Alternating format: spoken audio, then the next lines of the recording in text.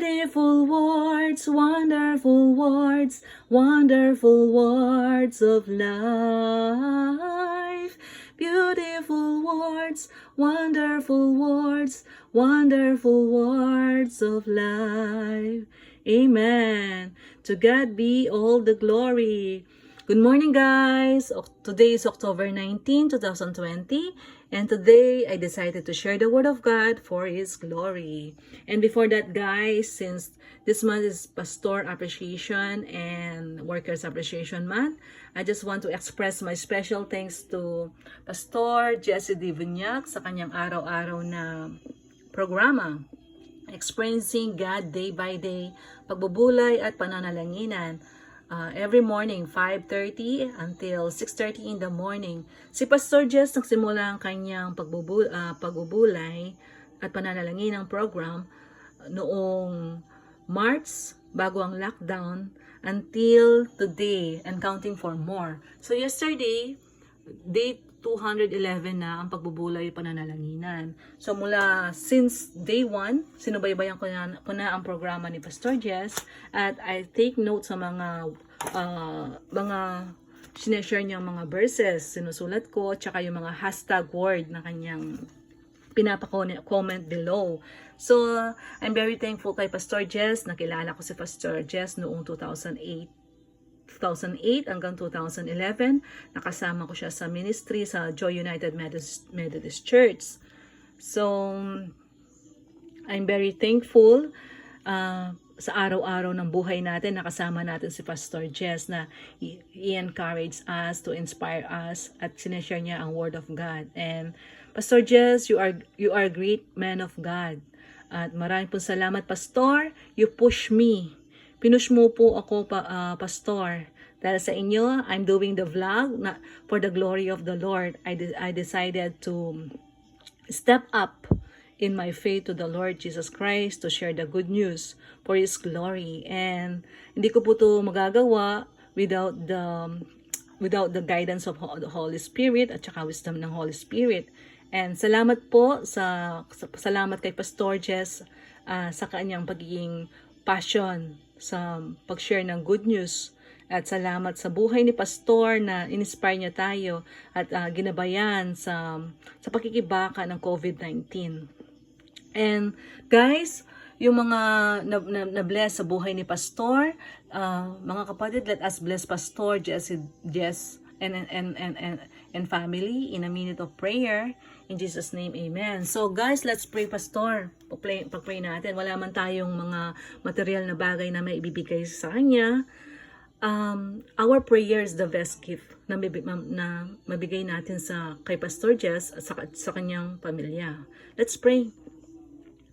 Lord Jesus, we glorify your name. Be magnified, Lord, sa buhay namin, Panginoon. Pinupuri ka namin at pinasasalamatan. Ikaw ang Diyos na buhay na aming sinasamba.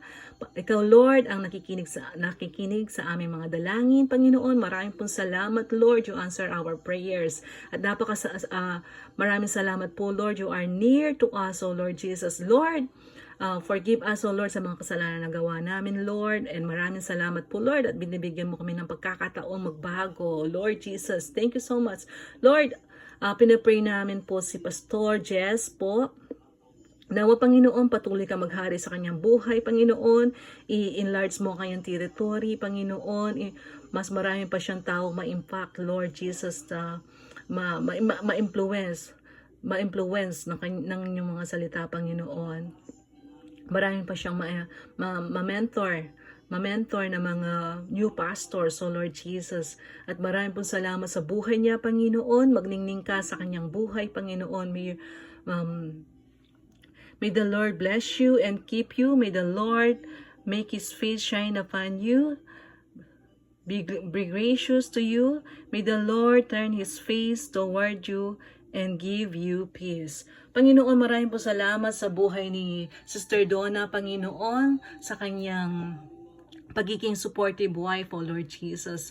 At salamat po, Lord, kay Sister Donna, Panginoon, sa kanyang pagmamahal sa kanyang asawa, Panginoon. Lord, bigyan mo po sila ng mahabang buhay, O Lord, to serve you, O Lord Jesus. At ganun din, Lord, ang kanyang mga anak po, si David John, si Daniel James, si Deborah Jemima. O Lord Jesus, pinagpapray ko ang mga batang ito, Lord, nalalaki silang matagumpay sa kanilang buhay. Ikaw ang pumanubay sa kanilang buhay, Panginoong Yesus. Ikaw ang maging hari ng kanilang buhay, Panginoon. Ikaw ang kanilang maging Diyos, O Lord Jesus. Sa bawat gawain nila, Panginoon, they will express their faith, O Lord Jesus. Panginoon, magningning ka sa buhay nila. Lord, protect them, Lord, in the name of Jesus. Protect mo sila, Panginoon. Give them a good health, O Lord Jesus. Lord, provide their needs, O Lord Jesus. Pour out your blessings sa kanilang buhay, Panginoon. And your Holy Spirit be with them, O Lord. At maraming po salamat sa buhay ni Pastor Jess, ang kanyang tahanan, Panginoon. Ginawa niyang tahanan mo, O Lord Jesus. Sabi mo, Panginoon, surely goodness and mercy shall follow me all the days of my life. I will dwell in the house of the Lord forever. Maraming po salamat, Lord, sa pagkakaroon ng masunuring puso ni Pastor Jess, O Lord. At maraming po salamat, Lord, sa pagmamahal mo sa kanya, O Lord Jesus. Bless him indeed, O Lord. Lord, may your Holy Spirit be with them sa kanilang tahanan, Panginoon. Lord, yung sino man makakasama ni Pastor Jess, O Lord, ay ikaw ang magningning sa buhay, Lord Jesus. Ikaw ang makita nila, Lord, sa buhay nila, Lord. This is all we pray in Jesus' name. Amen. And I pray, and I want to extend my prayer to Vela Miranda sa kanyang this week.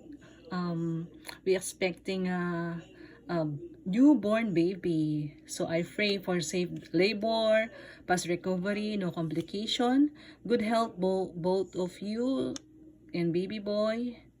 I bless the baby boy. I declare in the name of Jesus, you become a great man. You bring joy to the family. You bring good news whenever you go. May the Holy Spirit be with you. In Jesus' name, amen. And also I pray to April Punsalan Eslava and Lani Paulino sa kanilang pagbubuntis. Panginoon, patnubayan mo sila, Panginoon. Give them strength, O Lord. Give them a good health, O Lord Jesus. Yung mga batang ito, Panginoon, they are blessing from you. Gift from God, O Lord Jesus. And we asking your Holy Spirit na kayo ang pumatnubay sa kanila, Panginoon, sa kanilang pagbubuntis, Panginoon, at sa kanilang panganganak, Panginoong Yesus. At ang mga batang ito, O Lord, lalaking masunurin at may takot sa Diyos, Panginoon. Sabi mo, Panginoon, children are a gift from the Lord, they are reward from Him.